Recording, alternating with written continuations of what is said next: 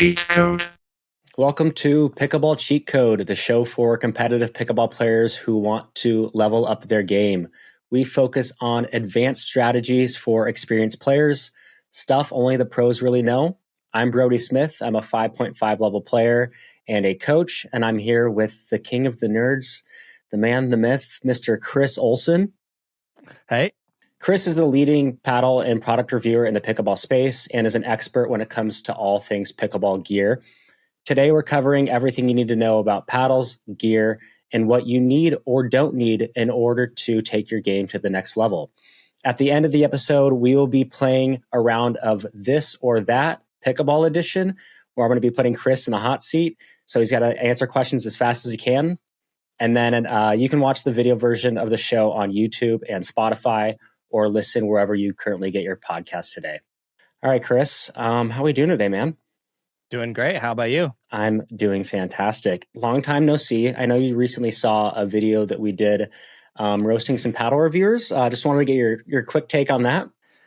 See, the crazy part is I remember those matches a lot different than you remember them. You had a really good Photoshop job of changing the score, because I remember actually beating you in both of those matches. Okay, yeah, that's good. That's good. Yeah, I'll give it to Isaac. Isaac is the one of the two of you that did take me down once, but we did have a good singles and a good doubles battle.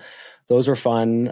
What happened there? I know you tried to target my backhand, but give me the breakdown. What happened there? Here was the thing. Kyle and Garrett both came up to me and they said, look, this guy's new here, and if you beat him, it's going to shatter his confidence. If a 3-5 beats this new employee, like, there's just no way he's going to stick around. So I did it. I did it for you. I knew those. I knew you were going to say that. All right. I'm glossing over that. Unbelievable.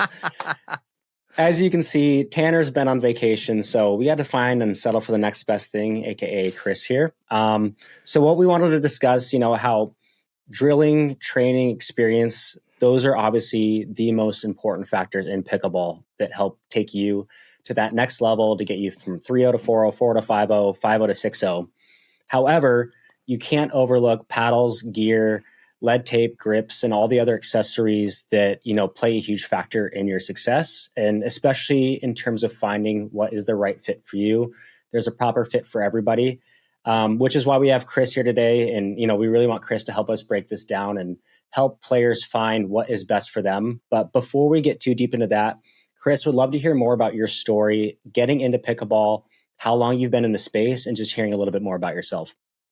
Yeah, for sure. So I've been playing pickleball, I think right around 4 years now. I just had a buddy that came up to me one day, we'd hang out all the time, and he was like, hey, you should come play pickleball. He's like, I know you used to play some tennis growing up. You'll probably like it. I had zero idea what pickleball was. And I was like, sure, I'll go out and try it.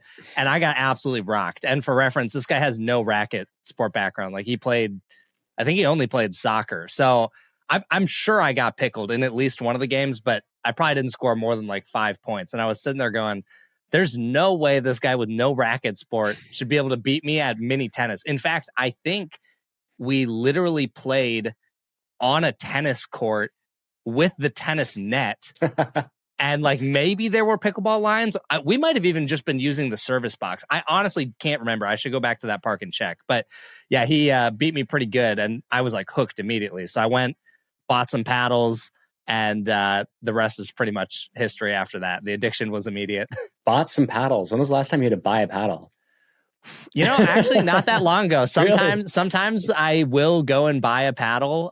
If I feel like there's something weird going on with the paddle, I'll go and buy one just in case a company sent me a weird one, which I don't know that that's actually happened, but just to be extra diligent, sometimes I do that.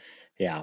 Okay, well, let's take a step back here. So paddle generations from when you started, 4 years ago to where we are today, it's just been the biggest jump I've ever seen in technology. I mean, like, pickleball is such a new sport. So for me, the latest and greatest technology doesn't always mean the best, though, right? Obviously paddles have improved a ton over the years.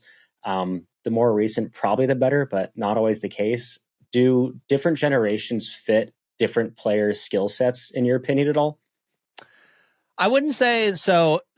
These terms got coined a couple years ago when the thermoformed paddles came out.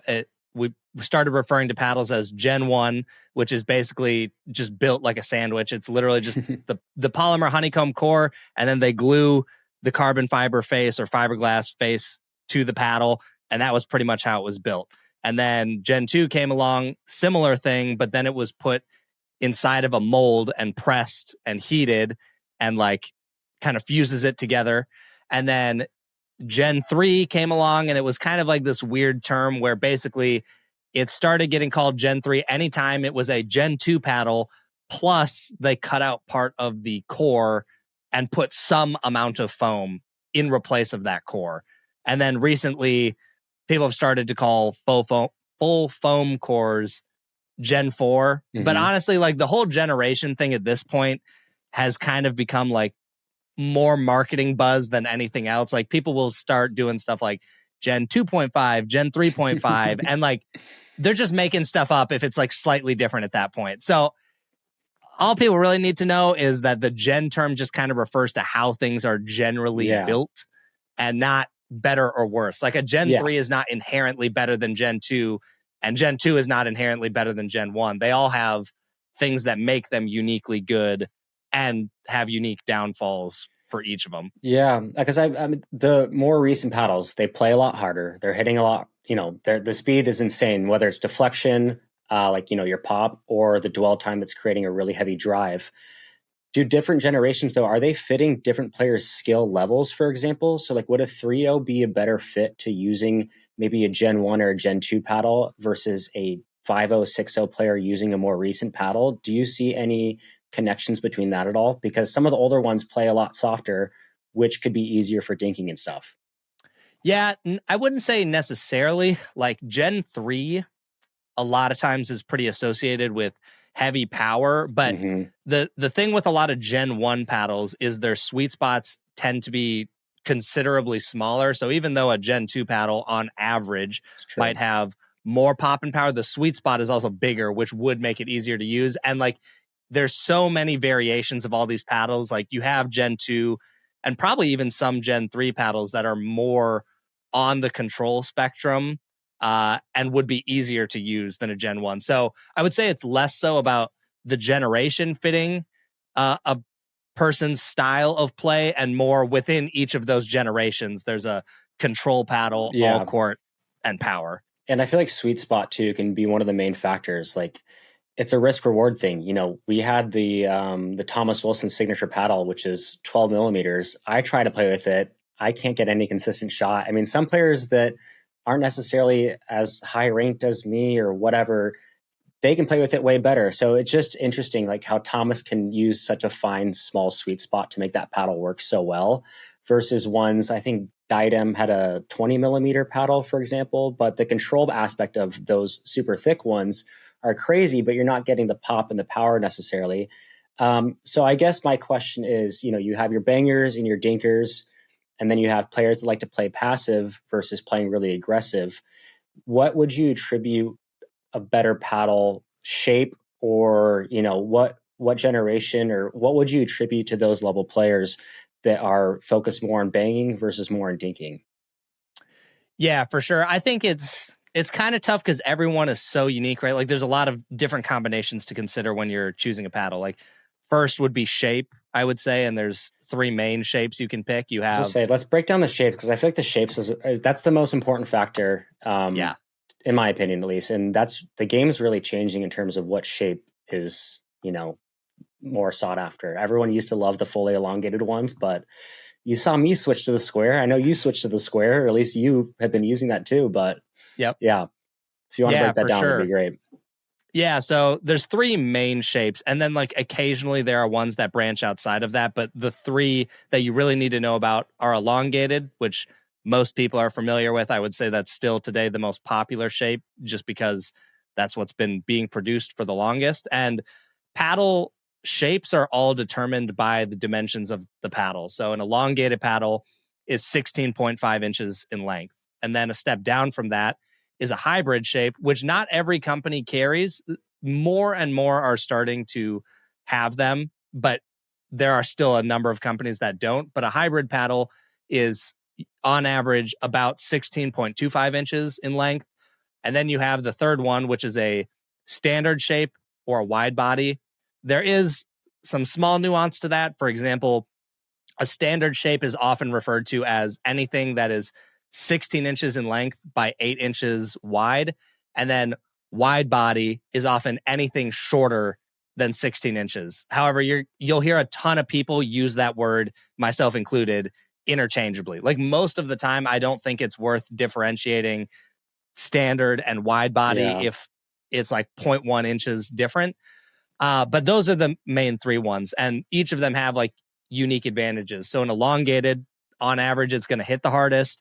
You get the most reach out of it. So if you love to take balls out of the air at the kitchen, you're going to do best with that one. But they're also, on average, heavier. They have tighter sweet spots. And those are the downsides. Then wide bodies or standards, they are going to be the quickest in the hand. So if you're looking for a light paddle, it'll by far be the easiest to find it within that shape. They also have very large sweet spots. So if you're someone who needs a more forgiving paddle, wide bodies are going to do that really well for you. And then in between that, which is why it's called a hybrid, is kind of just a hybrid of an elongated and a wide body. You don't lose all the reach that you would with a wide body, and you don't have the reach of an elongated. You're somewhere in the middle. And then you also have a sweet spot that is larger than an elongated, but not quite as big as a wide body. So you get some trade-offs. So it really depends on what you're looking for. And I think one of the nice things about a hybrid is that you still have good length, but it's quicker to swing than an elongated. So people who like longer paddles but can't deal with the swing weight, very helpful. Kind of the best of both. Let's say you're a newer player, maybe a 3-0 like yourself, right? What paddle shape would you attribute to somebody that's newer to the game versus somebody that's been around and had a lot of experience and, is playing more of that pro level? Yeah, for sure. Honestly, these days, if I was taking someone just starting and they had no sport background at all, I would start them on a wide body paddle because I think for most of them, it's just going to be the easiest thing to use. It's not hard to swing. Yeah. It has a more forgiving sweet spot. And honestly, in my opinion, people at lower levels aren't missing a ball because of their literal reach of the paddle. It's like, if I hold up a paddle, they're like missing somewhere on the edges of the paddle, right? So they're missing over here, not necessarily way up here. Now, sometimes you will, but I think the more forgiving sweet spot from the wide body is more beneficial. But you'll see on the pro tour, there are more and more, but very few pros are playing a wide body. And most of that is they come from tennis. So they're used to long racket. They want something as long as they can get. Do you think it's just the two-hand backhand aspect of it or the reach aspect is why the pros are using that, because of what they're used to? Which one do you think you attribute that to more? I think it's multiple things. I think one, coming from tennis, they just want something longer because they're used to hitting a sweet spot on a tennis racket that's way higher. So if you go from a tennis racket to a wide body, like if I hold this up on an elongated, the sweet spot's probably going to be somewhere about here on this wide body. Versus like here. So the difference in that seems small, but muscle memory, it is. That could be a big difference. It took me 2 weeks to switch because I played elongated from the very beginning just because that's what everyone was like, yeah, just get that. And I had a little bit of a tennis background. So that's what I used early on. And then recently I switched to that wide body for a lot of the reasons that you listed, that consistency, that control. And we're both using the same paddle now, which is great. You're using you've tested a lot of paddles. What is your main, by the way? Is it the True Foam, Chris? It's still the True Foam. It's still the True Foam. Did we pay you to say that? That's not us, right? That's you definitely did not pay me to say that. Just making sure. Just checking. And then but we're also noticing a trend with higher level players, I feel like, switching to that wide body and to that square shaped paddle. I mean, I talked about this in a different episode with Tanner. Like James Ignatowicz had that tweet about, that's going to be the future. Do you see pros and, those 6-0 level players all switching to that wide body in the future, or maybe a hybrid? So personally, what I think is going to happen is that all of the top players who are, let's just take Ben Johns, for example. Yeah. He is never, in my opinion, going to switch to a wide body. He has hundreds of thousands of reps on an elongated paddle, and there's no reason for him. I just think the benefit of switching at this point would not be greater than the time he loses having to retrain everything. But what I do think is that the newer generation that's coming up, these Which is kids are crazy. starting out. Oh yeah, they're all crazy. It's insane. And they're starting on wide body paddles because they're lighter and easier to swing when they're a kid. Their muscle memory gets used to that. And then as they go up, I think a lot of them are going to stick with that, especially because I think as the game gets more powerful and everything goes faster and faster, like having something quick in the hand to counter at the net, I think is important. But also, the game is so much more random than tennis is, right? Like it's a slugfest in tennis. You're hitting a bunch of ground strokes. It's very predictable. Once you get to the net at the kitchen, they could speed up in a million different places on you. And I think having that extra forgiveness at the edges is extremely valuable. Now, I know most pros are hitting the center, but still, you can't account for... You can't control it every single time. There is the element of chaos. Like you can't... Yeah, that's a good point. For sure. No, that makes a lot of sense. And then one thing that I wanted to touch on too and kind of transition from is for lead tape specifically, because lead tape can really change how a paddle plays. For me, I would rank that as number one most important accessory. Would you hands down the same thing, right? Yeah, no question. If you could, I would love for you to give a breakdown of, it can be, you've already done videos on this, so if you want to keep it high level, that'd be great, but of what different lead tape setups there are and what would help optimize for, maybe a beginner level player versus an advanced player, or somebody that wants to play defensive versus somebody that wants to play maybe really aggressive and drive every ball. Yep, for sure. So I think similar to paddles, play style and the paddle that you chose will have a big impact on how you're going to customize it. So because taping is a wide body versus an elongated is pretty different, right? I treated it the exact same, but I know that you've talked about this and other reviewers have as well. I feel like you do different spots because the swing weight and the twist weight are different, right? For sure. I think there's different things that are inherently better or worse on certain shapes as it is. So putting weight in certain spots might be making an attribute better that is already good on that shape. So I'll kind of go over the different zones you can put weight in, and then we can kind of talk about how that might affect certain paddles or why you'd want to do it.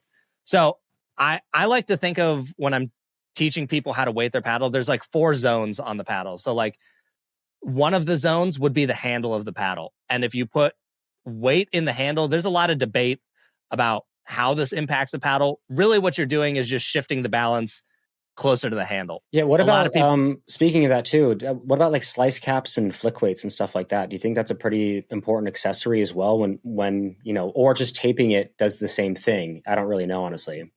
Yeah, so taping would do the same thing. The biggest advantage of a slice cap or any of, or a flick weight is mostly convenience. So like a flick weight, you can literally just put it on this butt cap and you don't have to unwrap the grip and make your grip weird with like the weight underneath. So convenience, that's a big reason too, but largely they're going to do the same exact thing. So yeah, weight in the handle, just going to change the balance. Some people feel that makes their hand speed faster. The common argument that I give, and I'm not going to claim that this is 100% correct, but at a certain point, if you were to add enough weight, your paddle would become slower. If you put, I'm going to go extreme here. If you put 10 pounds of weight in your handle, I promise you it's slower to swing than when you started. So that means at some point, if people believe makes your paddle faster to put weight in the handle, there becomes a point where too much weight actually makes you slower. So I'm not going to claim it does nothing. I think it changes how the paddle feels. Do you think it's more placebo thing? Kind of like when you're going up to bat in baseball and you put on those weights before you go hit? Like, is there some element of a connection there or no? Or like, do you think, is there a way to test this? Has somebody tested this? I think there are things that can be done, but I think what it really is that it is going to change how it swings in your hand or how it feels, but I just don't think it does what most people believe it does. Got it. Is more what it is. Okay. So zone 1, handle. The next zone is kind of like bottom of the throat all the way up to about the top of where the corner goes. So this chunk right here is a good spot to place weight if you want to make your paddle more stable and not make it that much slower in the hand. So if you're like, this paddle's already kind of at my limit of how heavy I want, this is a great zone to increase the sweet spot without it getting that much slower. Zone 3 is pretty much anything at 3 and 9. So the entire side of the paddle before you get to the top and bottom corners, This is a really good spot to, one, make the sweet spot even larger. If you're going for making the stability of your paddle better, increase the sweet spot, there is not a better spot than the side right here. And the benefit you get from here versus the bottom for sweet spot is that you also make your paddle a little more head heavy. So you can drive the ball harder. The ball doesn't push your paddle around. If you go to block at the net, you can just hold it there and it'll feel a lot more stable than before. So if you have a really light paddle that twists in your hand a lot, 3 and 9 is really good. Good. Okay. So that's your go-to. Okay. This is your current lead tape setup, by the way. And how many ounces is that total that you have? This is roughly probably, let me do some math really quickly. 16. Gosh, what would that come out to? 1. It's probably like 0.5 ounces on my paddle, maybe a little less. Gotcha. This is actually fairly light tape on here. Because that paddle comes in about 8 flat, I believe. So then you're about 8.5 total. Yep, okay. Roughly around there. Gotcha. And then the last zone on the paddle is just anything on the head. And for most people, especially if you're a beginner messing with tape, I'm not going to say this is a bad spot. I think there are reasons to use it, but the head is really, you're just looking for power. You're going to make your paddle significantly harder to swing when you put it at the head. Like how hard your paddle gets to swing, it goes up exponentially faster when the higher you go up your paddle. The lower it is on your paddle, the less it's going to impact your hand speed. But if you just want the paddle to hit hard, the head is a great spot. Or if you feel that somewhere at the top of your paddle has like more of a dead spot, it doesn't feel that great when you hit there, go ahead and slap some weight up there, or even like the top 2 corners. Yeah, I think that really helps with that plow through for when you're at the kitchen. And then also for singles, I feel like people have singles paddles where they're just taping the top and then maybe zone 3 a little bit or the sides. Yep. Do you have different lead tape setups for when you do singles and doubles, or you just kind of use the same thing? I just go the same personally because I like the consistency of the same feel for all my shots, but maybe it's because I'm not good enough, and I know players can switch really easily from like one paddle to the other and immediately have their brain connect muscle memory, but I just can't do that personally. I'm the same way as you. I personally prefer, I could do it. I mean, with how many paddles I review, I'm switching all the time, so it's not like it's new, but I do think the more consistent you can keep things, the better. If you don't have to change it up paddle to paddle, I think that's better. You will see pros in different environments, whether it's colder or hotter. Oftentimes they are using different weight setups depending on how they want their paddle to feel, or singles, like you said. Like singles these days, it's such a baseline, it becoming more and more baseline that lead at the head doesn't really matter because you don't really need hand speed in singles. You hit one volley where you have lots of time and you're hitting a lot of ground strokes. So do you have different recommendations for a lead tape setup for somebody living in Florida than them living in Alaska? You said temperature makes a difference.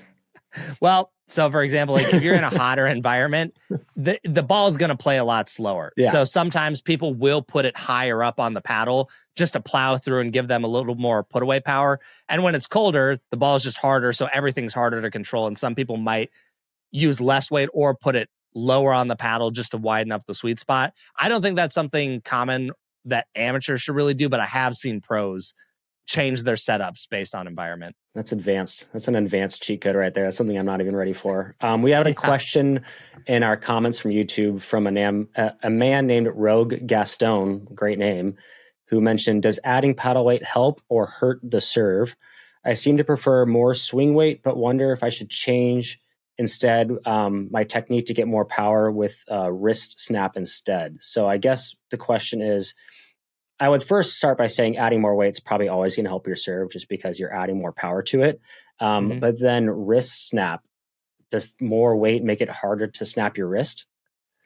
Depending on where you put it on the paddle, for sure. If you put all that weight in the head, like you will need a stronger wrist to like snap stronger. So there becomes a point where too much swing weight in the paddle, which we'll get to and kind of clarify later, can slow you down and now make you less effective. So I would always tell people technique is number one, like drilling, all of that. Like you need to focus on that if you really want to get your fundamentals. And then you can enhance the drilling you've been doing and the skills you've developed by adding weight in certain areas. Is there ever a time to raw dog it? Some players go no weight. I think like Vivian David, she still might, but she did for the longest time when she was just crushing it. I mean, she still is, but she had no weight on her 1x14. And I thought that was crazy because I feel like most players, I'd say 95% use weight. But do you think there's ever a benefit to not having weight?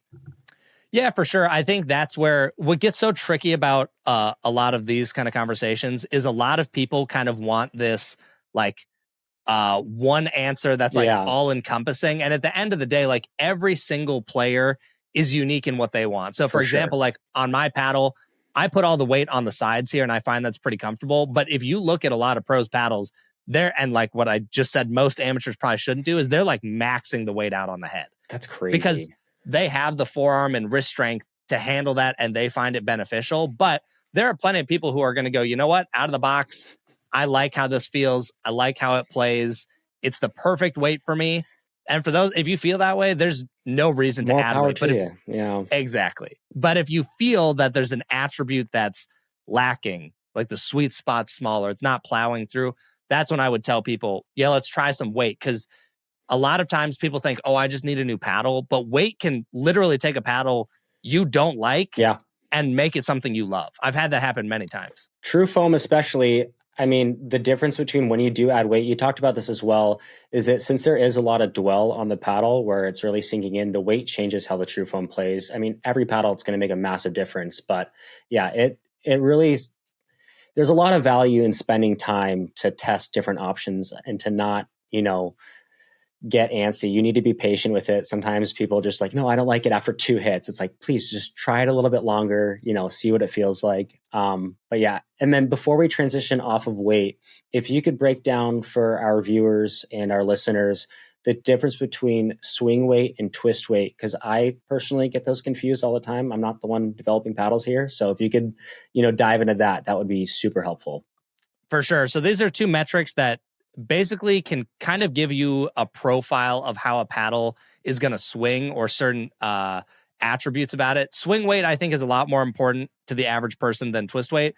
Basically, all swing weight is so like everyone is familiar with putting their paddle on a scale and going, it weighs 8 ounces. But the thing is, 8 ounces tells you almost nothing about how that paddle is going to swing. Because what if 5 of the 8 ounces is literally from here up the paddle? And what if you have another paddle where 5 ounces is in the handle and then 3 ounces is in the head? That will feel literally like two completely different paddles, and they weigh exactly the same. So how weight is distributed is really important. And swing weight is basically, there's these little machines that swing the paddle back and forth, and then it spits out a number, which is the swing weight number we use. And that is a number that can tell you how easy or hard a paddle is to swing. So the general range goes from about 100. There are paddles that can go less, but most of them are over 100.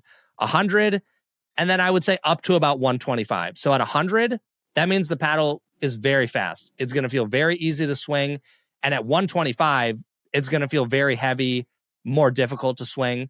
But what people need to understand is that a lower swing weight is not always better, and a higher swing weight is not always bad. The pro that you gain with a higher swing weight is that when you make contact with the ball, it will just go, the paddle will go straight through the ball. If you're holding for a block, that ball is not going to move your paddle the higher your swing weight is. But if it's a really low swing weight, it might push your paddle back and make blocks more difficult. That makes sense. It's a trade-off, right? You don't want too high that you can no longer swing the paddle effectively, but you also don't want too light that now the paddle is like pushing you around, or the ball is pushing you around. It's a lot of info. I'm not going to remember any of that, but it's very helpful. So hopefully the viewer remembers. And then twist weight is another metric. Basically, it measures like how stable the paddle is, essentially. So like the little machine, instead of swinging it like this, it twists it back and forth. And the more weight there is at the edges of your paddle, the more stable it will be. So if you get a low twist weight number, that means your paddle is going to be more prone to twisting. So if a ball hit here, it's probably going to do this when you block it. If you have a very high twist weight, the paddle is more likely to stay in place and not twist off center as much. Makes sense. What are some key numbers that you kind of look for when you're looking? Because I know the paddle nerds love to dive in when it comes to swing weight and twist weight, and most people don't really care about it, including myself. But what do you like? What's key for you? Like if you're looking just at a piece of paper, what do you want to see in those numbers, ideally? Yeah, I would say, the common thing that you're going to hear probably nerds talk about is like this almost minimizing and maximizing, right? So people are wanting to minimize the swing weight so that the paddle's not too heavy, but they want to maximize twist weight because then that, generally speaking, means you have a more stable paddle. In the way to do that where it's perfectly balanced in theory, where you're getting the best trade-off possible. Okay. So for example, like twist weight numbers, they range from about 5 up to about like 7.5. 5 being on the low end, 7.5 meaning it's very stable. So if you took a paddle and it had a 113 swing weight, which is pretty middle of the road, the vast majority of people are going to swing that very easily. And then you had a twist weight of, let's say 7.2, people would on paper see that and go, oh, that's a very quick in the hand paddle to swing and it's very stable. Now, on the other hand, if you saw a 130 swing weight and a twist weight of 5, on paper, what you would be seeing is I have a really heavy, hard to swing paddle, and the sweet spot is probably going to be small. Or at a minimum, like when I miss off center, it's going to go like this. It happens all the time for you, right? Dude, all the time. I mean, I'm usually hitting the ball like right here. It's my preferred spot. I'm sorry, all the dents on there. Speaking of that, paddle erasers, I'm sure when you're cleaning your paddle, they're probably just all around the sweet spot. You just have ball markings everywhere. Yeah, in fact, I actually never hit the middle. I just have a ring outside the edges. I hate you.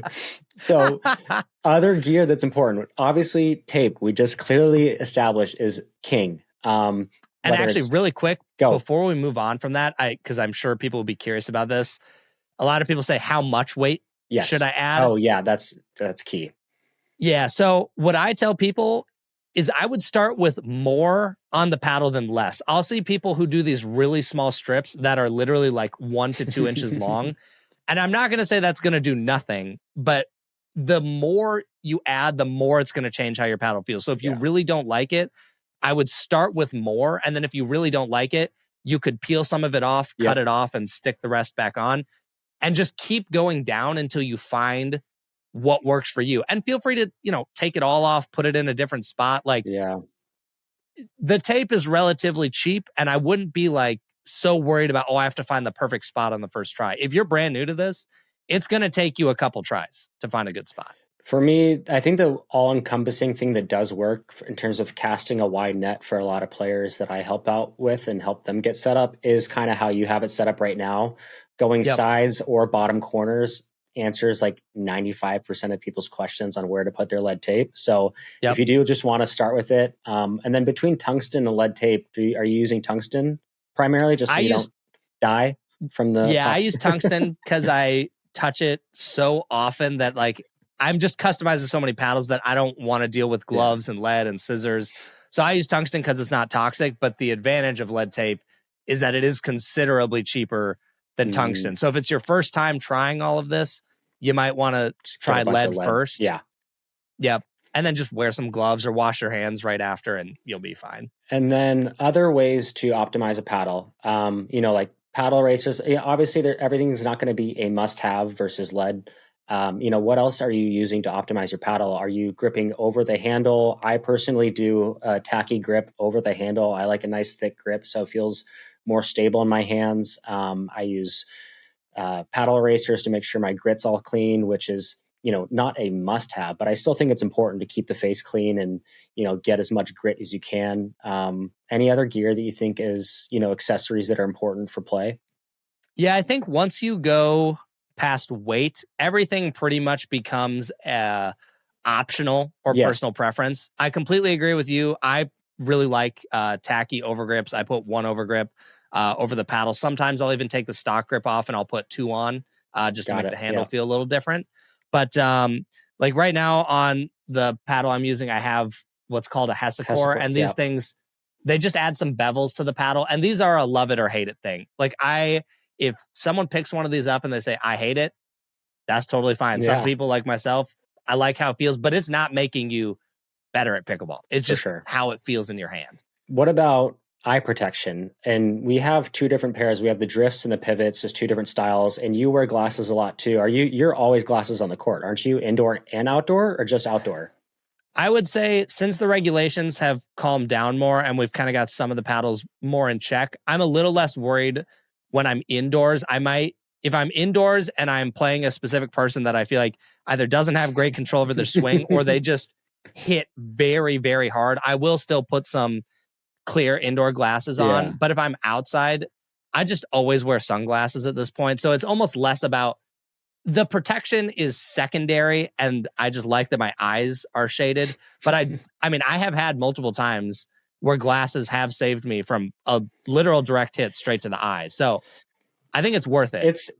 Yeah, I mean, like you said, with paddles getting hotter, there was a phase, like you were mentioning, where there were some paddles that were just insane, like the Gearbox Forbit or that mod that are, I don't think, active anymore. But regardless, and still now, point being, there's hot paddles out there that are terrifying. And what I see the most common injury, and I've seen glasses save lives. I don't wear glasses personally.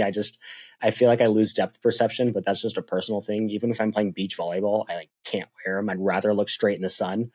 But anyway, the most common injuries are, this happened to Paul Lee just recently. Shout out Paul, where it deflected right off Jeff's paddle and it went straight in his face. It's not the ones that are coming straight at you. I mean, they are, but it's the ones that come off your partner's paddles are what I see the most by far. Yeah, for sure. I mean, I've even had probably once or twice where I went to hit a block and I twisted my wrist a little too early and just popped it up and hit myself. And it's not always just like someone hits a speed up and hits you. It's I think this is just a personal thing because I haven't seen that once, Chris. You got to keep the 3-5 brand in check, Oh my God. Okay. And then one of the last things that I wanted to talk about with paddle tech is different surfaces too. There's the carbon fiber surfaces, Kevlar, and there's a lot of brands that are experimenting with different faces.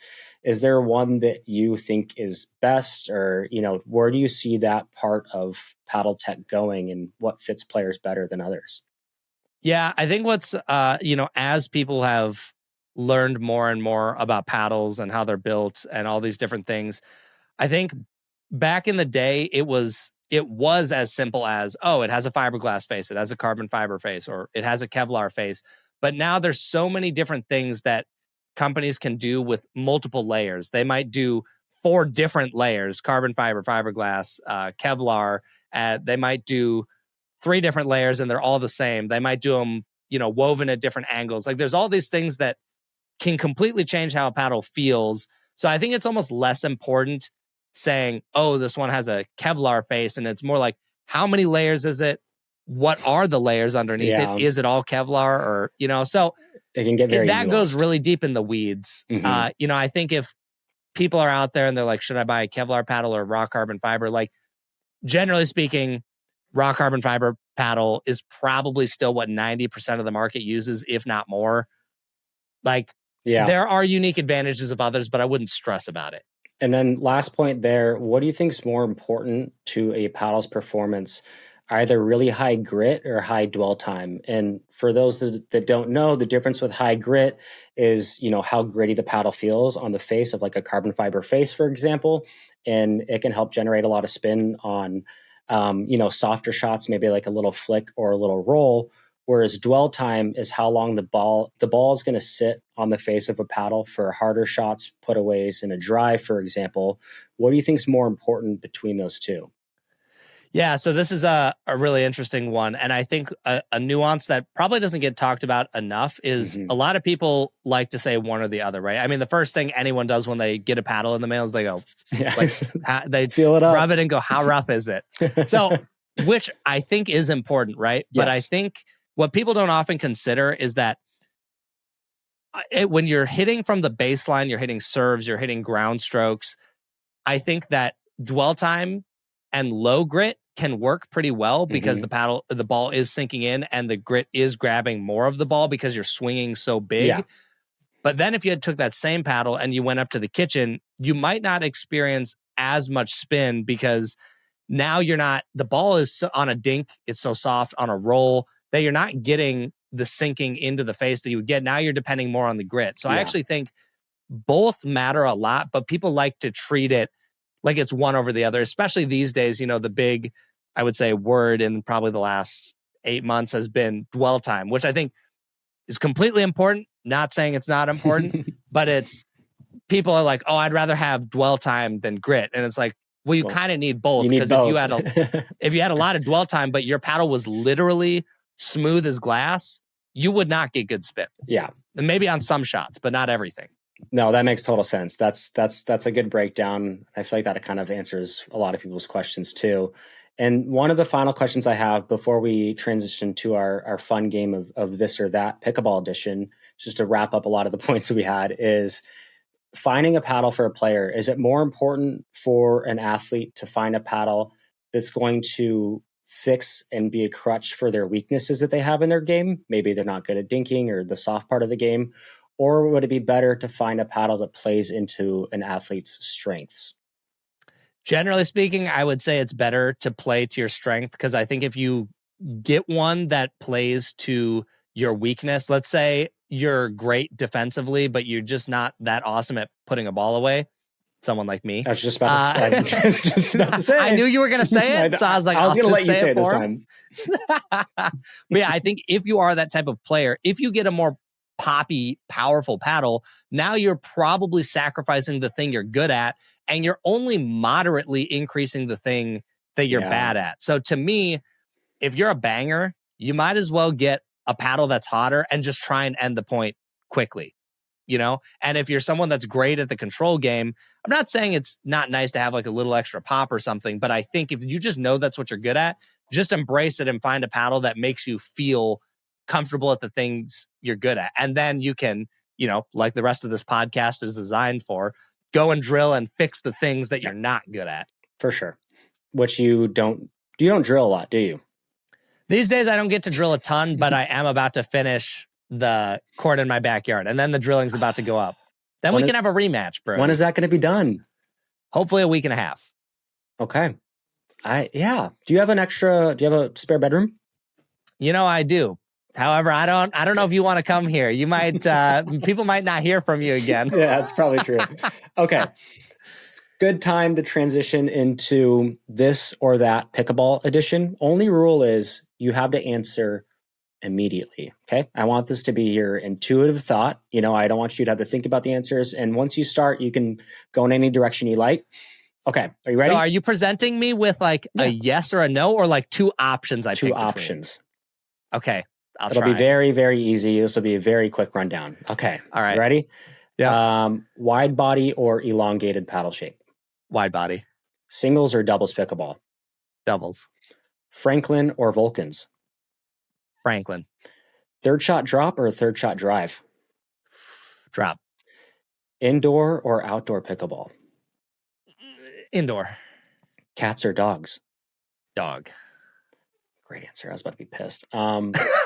Posting content and engaging with YouTube or Instagram? Oh, YouTube for sure. Melon hats or breathing?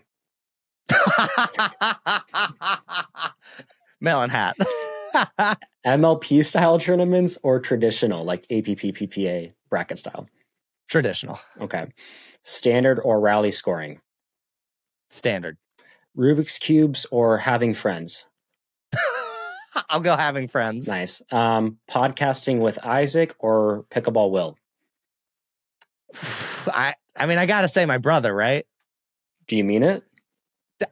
I do, but that is a really hard one. They both are good. Love them both. That's all I got. That was real quick. Just wanted to do a quick rundown. You did great. You handled that like a champ. Dude, I thought there was going to be a hard curveball in there or something. The breathing one was tough, right? I did have to think about that for a second. And I apparently learned today that I would rather die than give up my melon hat. That's fair. Okay, well, that's all we got for you today, Chris. We really appreciate you joining here. I can't wait to go to Minnesota and do a rematch on your court. We will be filming that. We will be doing a breakdown. I cannot wait. We haven't played in a while, and I feel like you're the same level. You haven't gotten any better. So I'm really excited to show you what I've done in my game. So it'll be fun. I can't wait to teach you how to hit a backhand. You knew I had to throw it in there at least once. Bye, everyone. Thank you. My camera's following me. It's not a good way to end the episode. You can't escape. All right. We'll cut it.